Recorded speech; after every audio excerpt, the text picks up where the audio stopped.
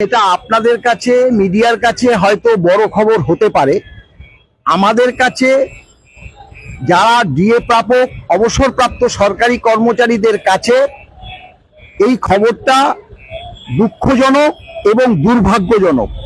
তাদের চোখ থেকে কিন্তু আজকে জল পড়ছে, যারা অবসর নিয়েছে তাদের চোখ থেকে কিন্তু আজ জল পড়ছে।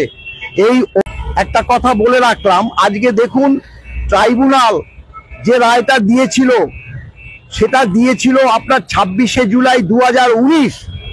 আজকে এমএ করে বলছে, মডিফিকেশন অ্যাপ্লিকেশন করে বলছে ট্রাইব্যুনাল যে রায় দিয়েছিল ডিএ কিভাবে দিতে হবে সেইটা পর্যালোচনা করার জন্য 6 মাস সময় লাগবে। সেই সময়টা চেয়ে